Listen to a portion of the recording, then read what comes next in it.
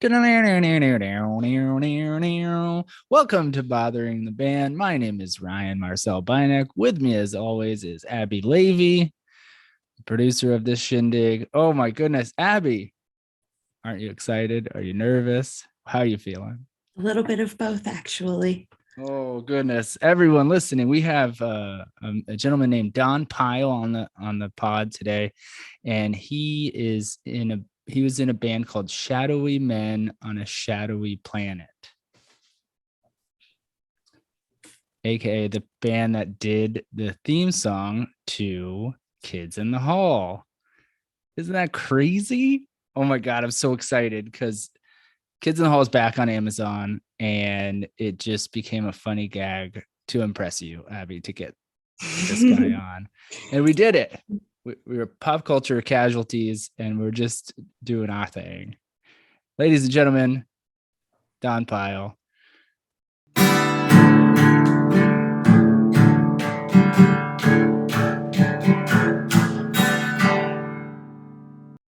Hello, Don. How you How's it doing? going, man? Good. How you doing? Doing well. Thank you for doing Bothering the Band. Welcome to the podcast. We're so excited to have you, man. We really appreciate it. I'm very happy to be here. Sorry, what are your names?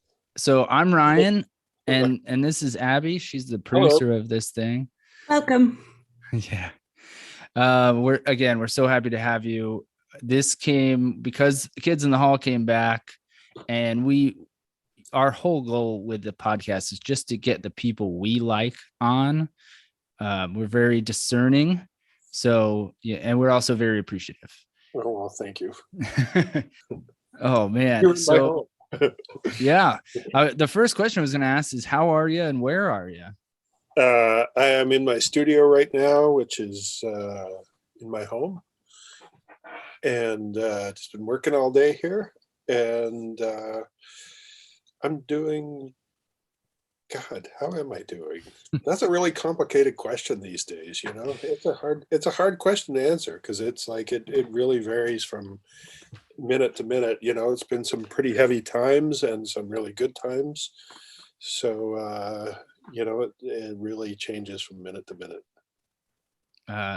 We leave that answer up to the guests, however you'd like to answer. There is no wrong answer. What's the last music you listened to? The last music was For the Country by Dump Truck. Oh yeah, I know that jam. That was the last thing I played earlier today.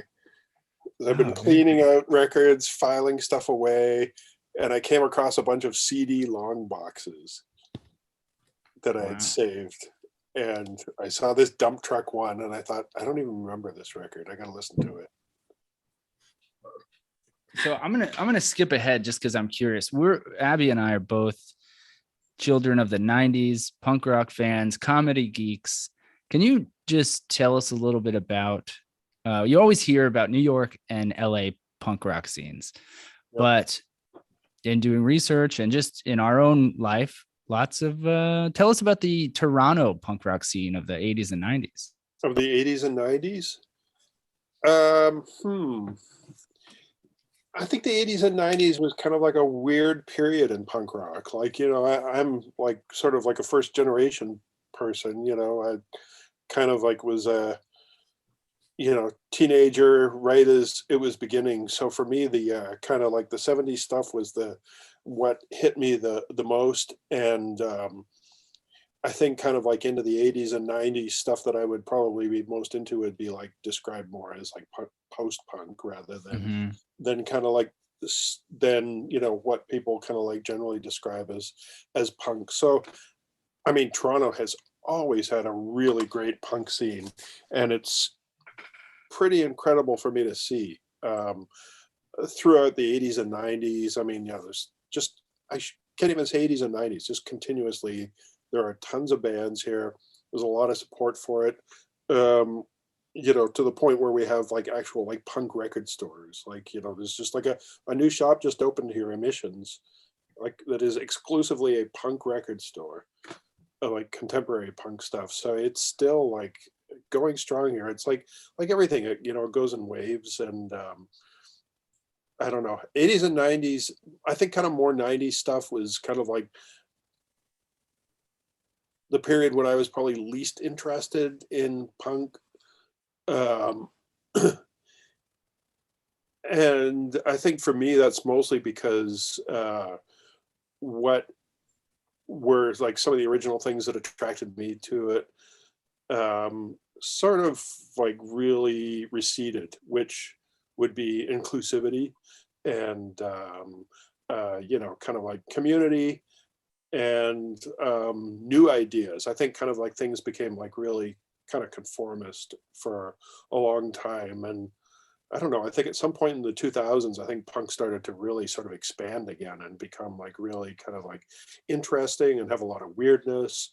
Um, I definitely like what's going on in punk like right now in Toronto than I did in the 80s and 90s. Wow. Any specific bands you like right now? Shit. They're fantastic. They're on tour right now, SHIT. Mm-hmm. They're so good. They're one of my favorite bands locally. Some other bands I'm not really kind of sure, like, who's kind of like still happening because, there's that big sort of lump of COVID in the middle that, Yeah. Nobody was playing shows. And so there's a lot of bands that I haven't seen come back. Like there's a band called New Fries that I thought were really amazing. There's a band called Cleaner here that's really good. Um, Sorry, I can't think of anybody else off the top of my head. Oh, no worries. I was just as a music geek curious, and that's what I'll do tomorrow is I'll listen to these bands in the morning. Yeah, Career Suicide, they've been around for a long time, but they're pretty active again right now. I think they're in California right now. I mean, Toronto's a music town, and you always, as far as North America, you hear of, New York, LA, Chicago, Nashville now. Toronto, we've had so many guests from Toronto and Canada that it's maybe more than half of our guests. It's crazy. Really? Yeah. Interesting. Why is that? I think it's weather combined with attitude and Great music. Great music. I don't know. Good sensibilities. I feel like we're pretty lucky here. Like, I think the same thing kind of goes on everywhere right now where a lot of cities are struggling with kind of like loss of venues because of just like skyrocketing real estate prices, the cost of everything. And that's really happened here a lot. And people like really kind of lament the loss of like so many venues here. But then all the time there's like, new things kind of springing up. Like there's this weirdo kind of sports bar that's like around the corner from me that like never ever had shows, and then all of a sudden like there's punk shows happening there. It's like this one guy, I don't know if Greg Benedetto, he runs kind of a booking agency, I guess is what they're called, Not Dead Yet, and he books stuff. And I think he was in there one day or walking by, and kind of like, as it tends to be much more so in punk rock than in indie rock, like, they just saw this weird place and looked inside and asked the people, how would you feel about a band playing here? And now, it just takes one show and then everybody's like, oh yeah, a new place to play. Some place that you would never think that like this is going to be an actual place where people are going to go. And there's a bunch of bands playing there tomorrow night I'm going to go check out. So very cool. Yeah, I was gonna say it only takes one. That's another reason why Canada has so much good music. It only takes good music begats good music. So yeah. A young kid in the 90s saw it and I was like, oh, that's what I want to do. And then in the 2000s, that's what they did when they grew up. We're from Orlando, Florida originally, and we would go to punk rock shows at this sub shop in a shopping center. It was nice, fancy little sub sandwich shop. And at every other Friday night, they do like punk rock and ska shows for all ages. So yeah, it's so great. I mean, you got to do it kind of anywhere, especially now. Oh yeah, I went to comedy shows in New York in a dry cleaner, like a laundromat. Uh-huh. Yeah. And at night, they just laundromat would rent out the place and do little alt comedy things. That's really good. I remember on tour a long time ago that in Madison, Wisconsin, that there was a music venue that was laundromat and music club, cool. Club de Wash. That's pretty clever. Okay, so we're always happy to play there. You get to do your laundry while you're waiting to play. It's just practical. That's awesome. So I don't know if you dug any deeper into our podcast. We generally, now that the sophisticated stuff is out of the way, we ask a lot of, our whole thing is asking super dumb questions. Some of them you might recognize are tailored to things that are connected to you. Others are just random. So what's an average weekend look like for you? Oh boy, an average weekend.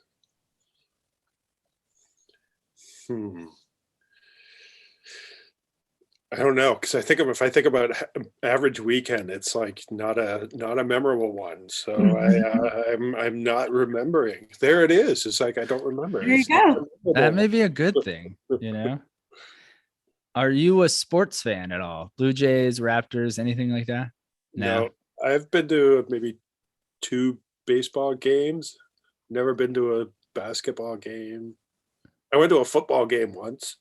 The person I was with got really upset because I was more into the cheerleading aspect of it than I was the football part of it. I'm not a sports person at all. Unless you count figure skating, which I have a pretty high respect for, but only ever watch it if I just come across it accidentally. I saw a comedian do a joke on Instagram recently where he was talking about the hardest sports, and everyone thinks football is the hardest sport. And then you're like, yeah, go try figure skating and try to do like the axle. I don't know the words, but like I think that every time I see it, this is like the fucking hardest sport because it's like, the most difficult gymnastics, but it's on little pieces of metal.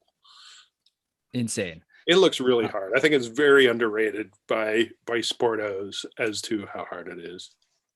I could never do it. I could throw a football. Could never.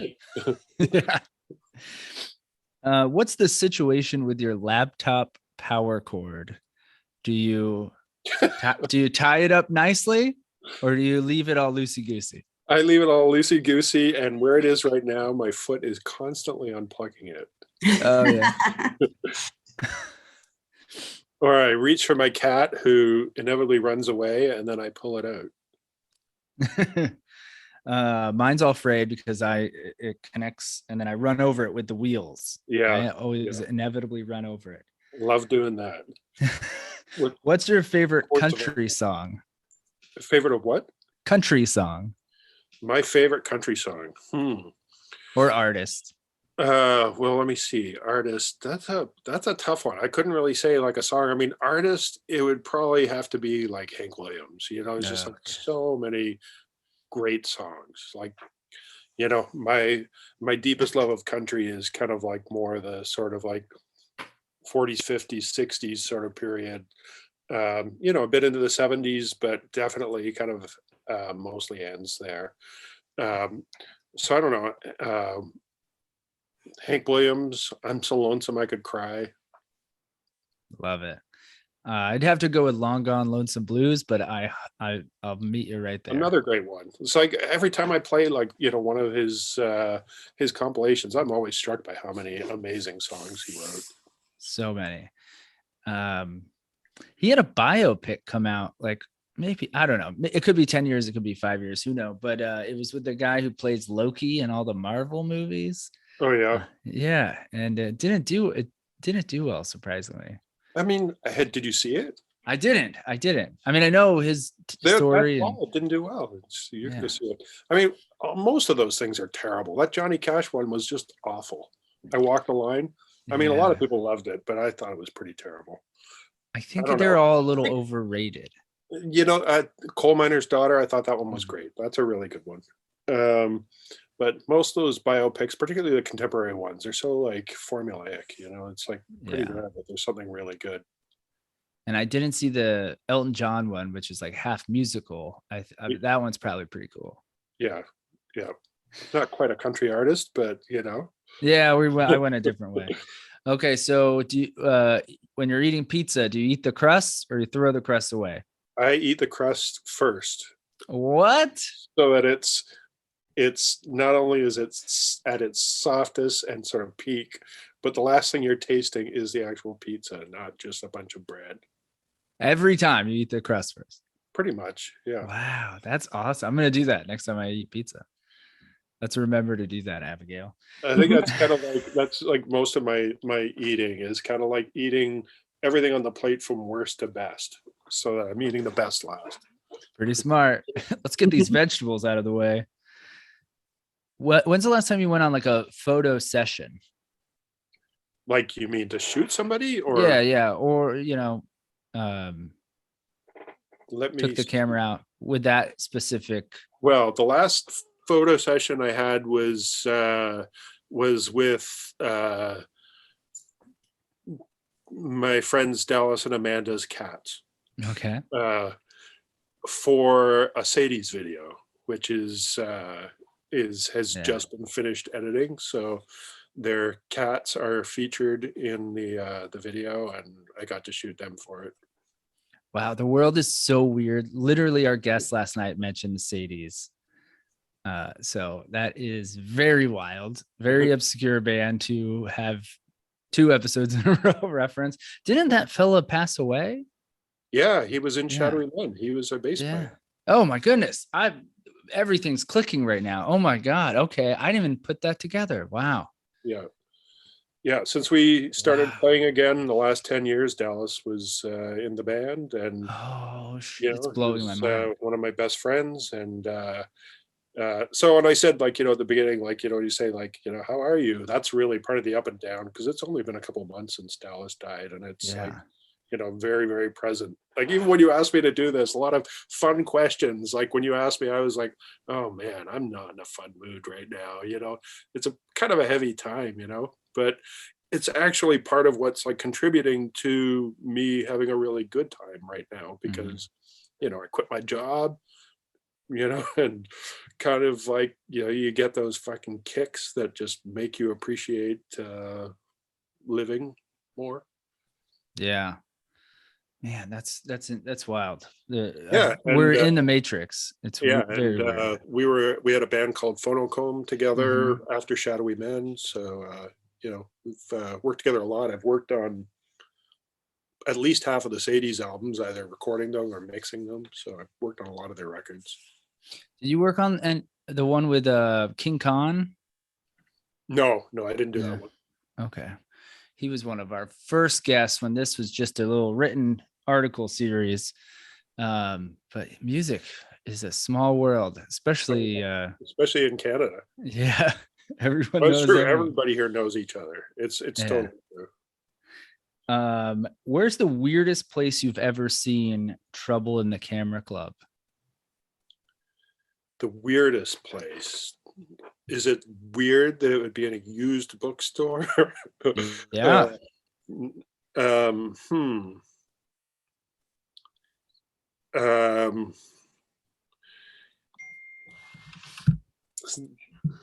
I saw it in the background on a video I watched in which someone was talking about something completely unrelated, something that was kind of sort of brainy, something to do with psychotherapy, and I totally recognized the spine in the background, and so I just like kept looking at it. So I think a psychotherapist's video was the weirdest place I've seen it.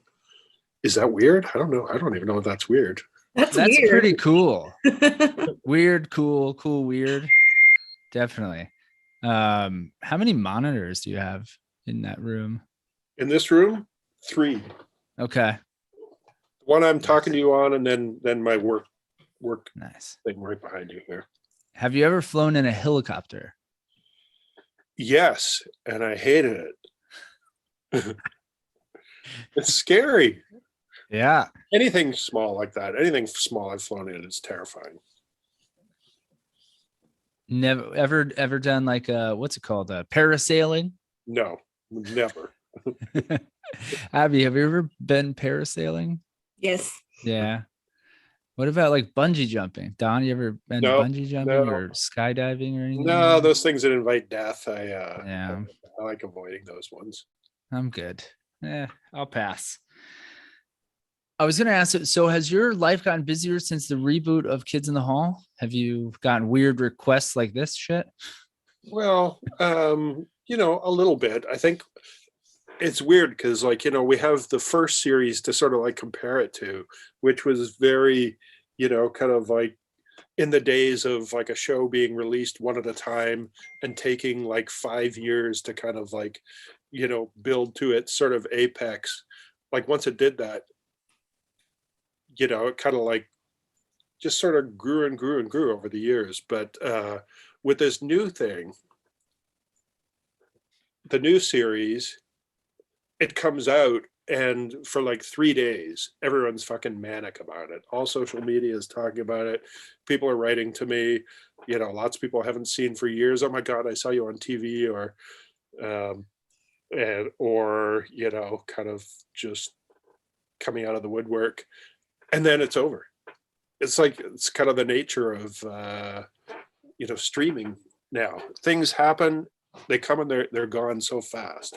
And of course people are still into it and stuff like that, but in terms of like being more active, a lot of the inactivity is kind of like due to Dallas dying, because we were going to be recording and playing shows and stuff, but a couple of interviews, not a ton. Yeah. Man, I'm so sorry. Such a bummer. In a wild, well, like you said, wild time. If you could rename, I've no segue here after that. If you could rename the planet, what would you call it? I would probably name it after one of my cats. I might call it Stella, even though I don't think that's the best name. She was my favorite cat, so I like a whole planet being named in her honor. I think it's pretty. Stella's prettier than Earth. Yeah, I don't know. Earth is kind of good. I like that. Earth. I mean, Earth is so ominous. I like that Earth is like sounds metal. Mhm. Well, writing that down in quotes. Earth sounds metal. That's perfect. Okay, so you said you quit your job. Was that cutting hair? Was that the one you quit? Yep. And have you ever messed up someone's hair severely? Severely, yes. Like messed up no guard or something? And oh yeah. There was one person that came in and he asked for something that oh God, I don't even want to say this, because if he sees this, he's going to be like, it was traumatic for him. I cut a guy who had sort of longer hair, like, hair that was that long, right down to like a number one, like buzzed it. oh no. And definite miscommunication in what he was asking for. And this guy had like real like issues about his hair, and he had a bit of a meltdown. But that one was not pleasant. That one wasn't enjoyable. The other one was really enjoyable, because the other one happened when I was in hair school. And it was like, when I was in hair school, you had to get all of your haircuts approved by one of the instructors. Mm-hmm. And so, I did this haircut on this person, and the instructor came over. There was a woman. So like, it was like in hair school, you're doing a lot of like long hair, a lot of women's hairstyles, stuff that I like did not want to do, did not want to learn, but you had to learn for licensing. And so the teacher went through this woman's hair, and in correcting it, like just like, fixing up any flaws in the thing kept cutting shorter and shorter and shorter, and the woman flipped out and had a meltdown. And she was kind of a nasty customer already, so I kind of took pleasure in it that I didn't do it, Oh but the yeah. instructor did it, and that this woman was like flipping out. And then after school, I saw her out of the street someplace, and I started laughing. Oh She no. recognized me, and as our eyes met, I just like, now I burst out laughing. I'm sure she loved that. Yeah, Do you have any tattoos? no, No tattoos. Wow. no. Very cool. Did you have a pen pal growing up? Yeah, I had a few pen pals. Oh, cool. Do you keep in touch with them? I sort of keep in touch with one of them, and Okay. I met him when I was like probably like 13 years old, and he was older. Um, I mean, he was probably like 19, Mm-hmm. but he had written to this punk store in Toronto to buy records, and my brother lived in Calgary, and so I told them that I was going to Calgary, and they said, "Hey, we got a letter from a guy in Calgary. You should write to him and see if there's any punk shows going on in Calgary."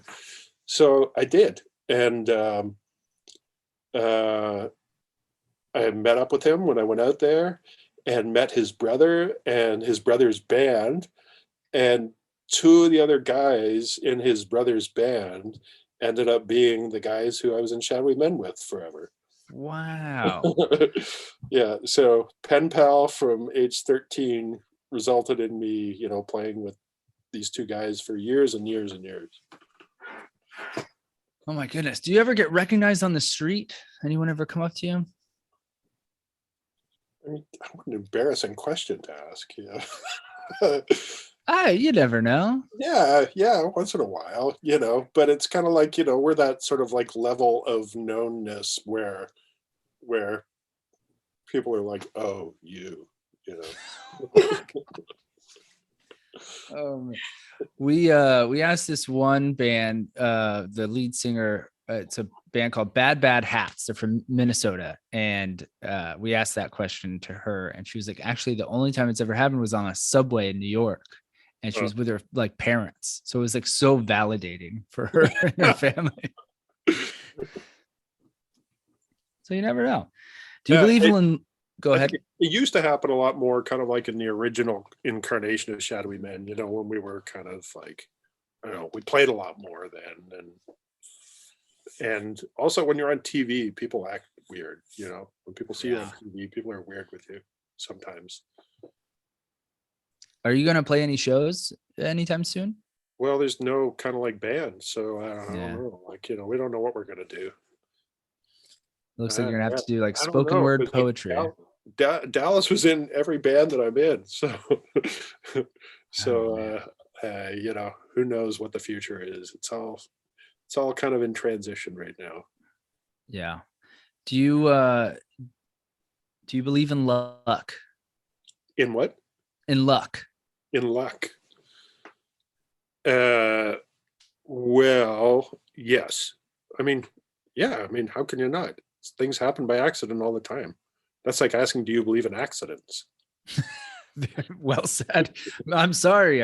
I take back the question.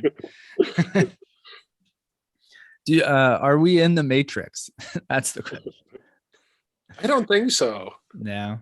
I don't know. Like, I think I'm old enough that, kind of like I existed before any of that shit was around. And I don't think that we could have evolved to like, a place where we all have a computer in our home, and somehow like that, in the 1962, people were living in a computer generated Simulation or something. Yeah, simulation. I don't know. I believe in other dimensions. Really? Okay, cool. But I mean, I think that other dimensions are just basically a scientific fact. I think that that's I've read a lot of science things about other dimensions, and even things like different kinds of animals, that see things differently with their eyes, that have different kinds of eyes, that see things that we don't see. I think that there's all kinds of stuff that we don't see. Any recommendations on reading material for other dimensions? Not particularly. It's Yeah. kind of like, things I look for, when I'm thinking of something in particular. Yeah, I'll have to Google it and go down a rabbit hole. Who do you think would win in a fight, a bear or a gorilla? Well, of course, it would depend on how big each of them were, what the terrain was. Okay, here, let's go with this. It's a grizzly bear and a silverback gorilla, and they're on a boat. They're on a boat. Well, I think the monkey would win. Oh, yeah? In that situation. I don't know. I saw that movie Grizzly Man, and I don't know, bears are pretty nasty. Yeah, bears are pretty vicious. Abby's in bear country, so. Where are you? I'm in Western Wyoming. So do you see a lot of bears there? Mm-hmm. Yeah, we have a lot of more like brown bears, or we have grizzly bears and black bears. Black bears. Mm-hmm. That's wild. That's scary. That's terrifying. It is. I mean, they're not by my house, but no, but I've come across them before in Alberta, and it's like, oh fuck. Mm-hmm. What do you do now? Mm-hmm. Spray. yeah. Well, I did some stupid things when I was younger, of going hiking on my own in the mountains. Mm-hmm. Wow. Don, did you ever play CBGB?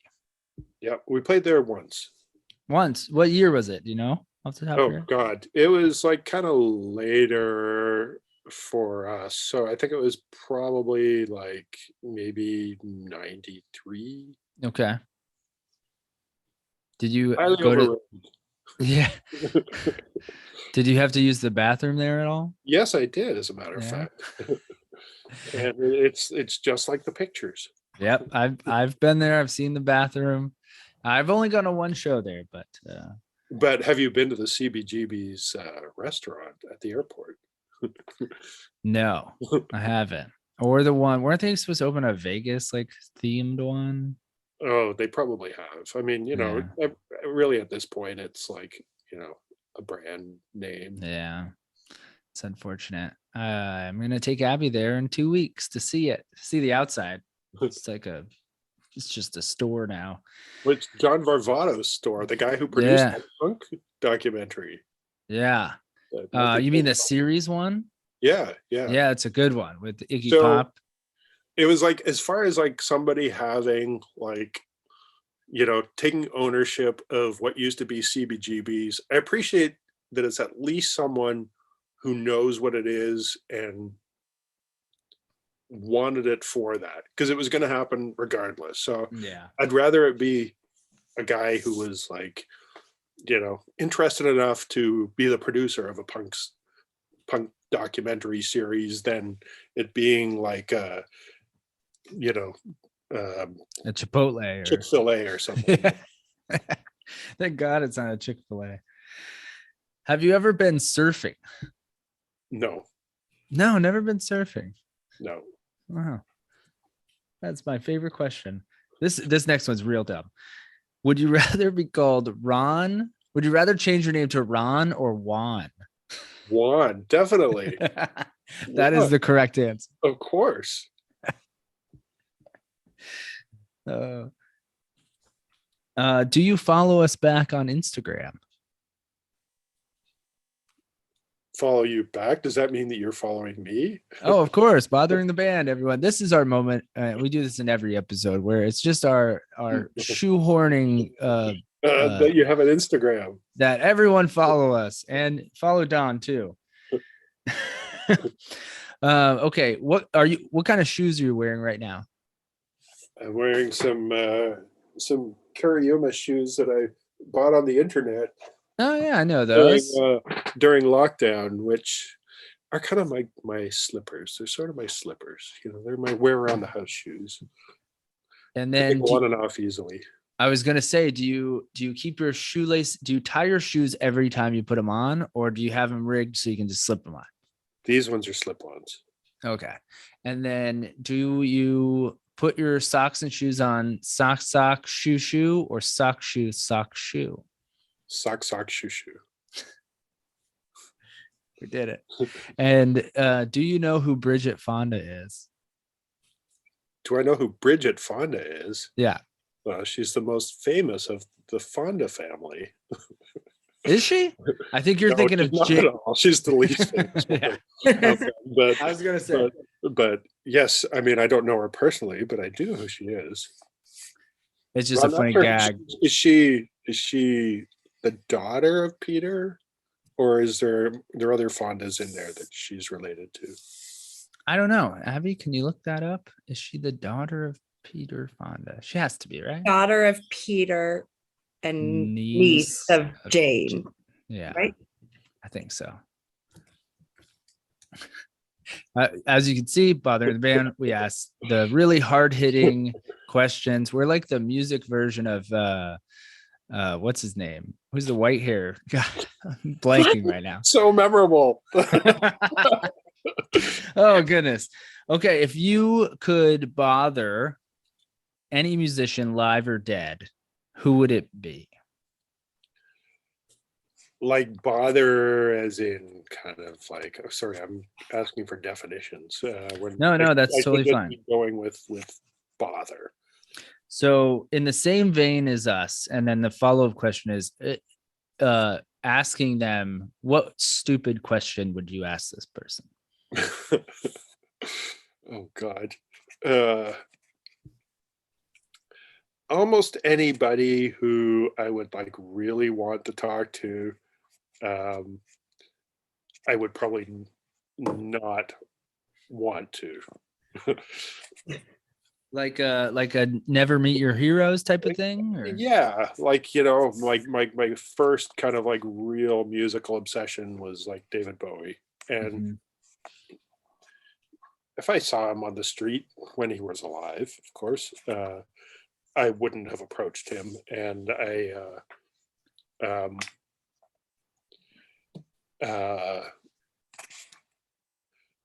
or if I did, I would just say, "Hey, David, you're too dizzy,"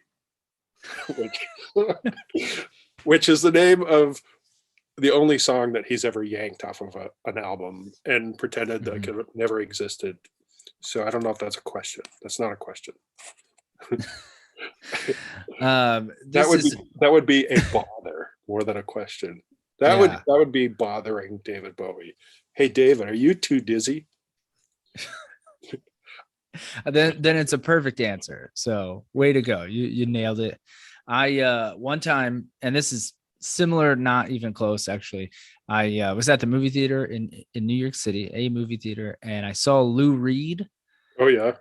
And I watched him walk into the bathroom, and I was with my buddies, and I was like, I'll be right back. I'm gonna go to the bathroom with Lou Reed and to the stall, and I was at the urinal next to him, and that's my Lou Reed story.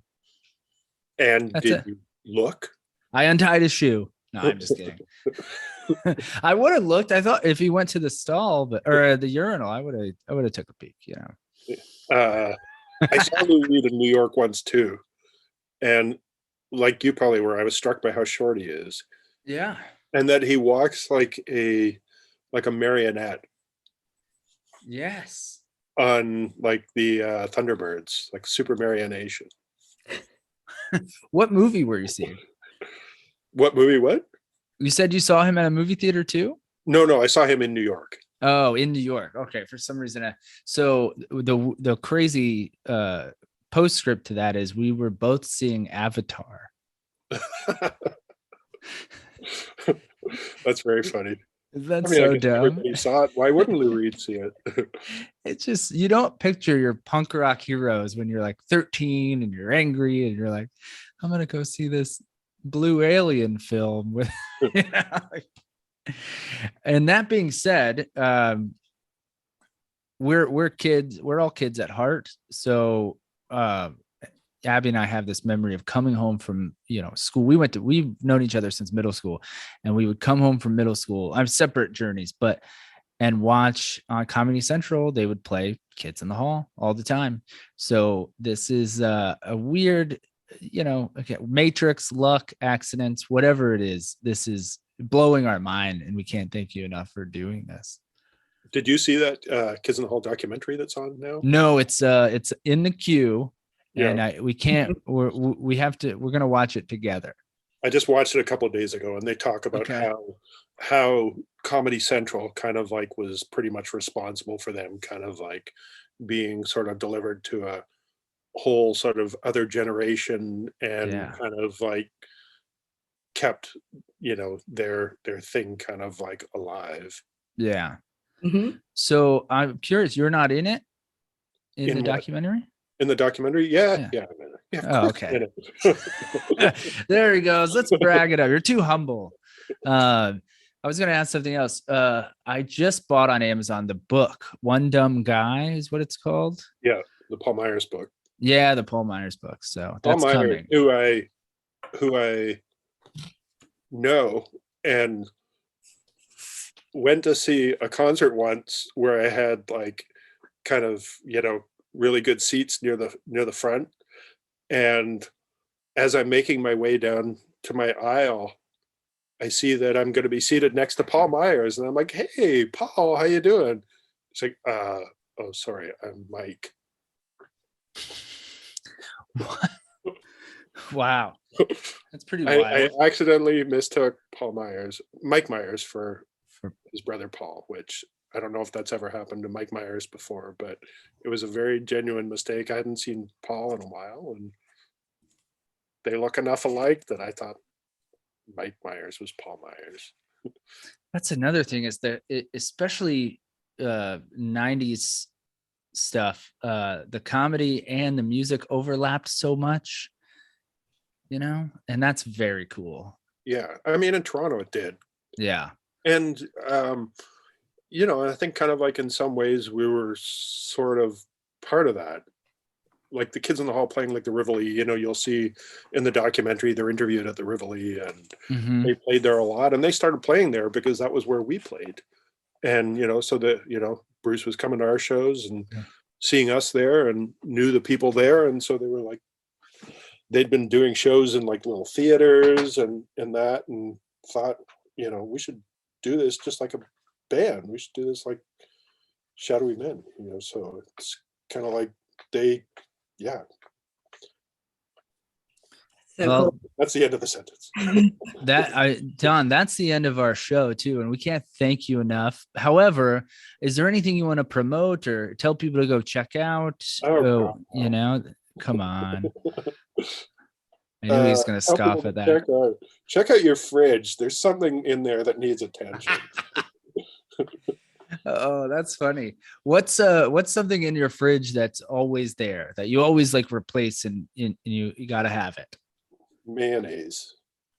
Okay. And are you going replace it embarrassingly frequely? That's great. What brand is it? Is it like are you specific? No, tends to be President's Choice because of my local grocery store. That's their house brand. Okay. House mayonnaise. I was going to say something else. Oh, when you get takeout or delivery and it comes with a bunch of condiments, do you save the condiments? No. Okay. Unless it's soy sauce. Yeah. I only save soy sauce. And when's the last time you went to Taco Bell? Taco Bell? Oh, fuck. I don't know. 25 years. Wow. Well, it misses you. And Don, we can't thank you enough. That's our show, man. And this has been such an honor, right? Abby, is there anything else you got? No. I'm like we're just to be full transparency, we were both like nervous and starstruck to do this. Jesus. And we've been doing this a long time. Yeah, save it for someone famous. You're famous, getting recognized on the streets and books and documentaries. But yeah, John, thank you so much, man. This has been very Thank fun. you. You're welcome.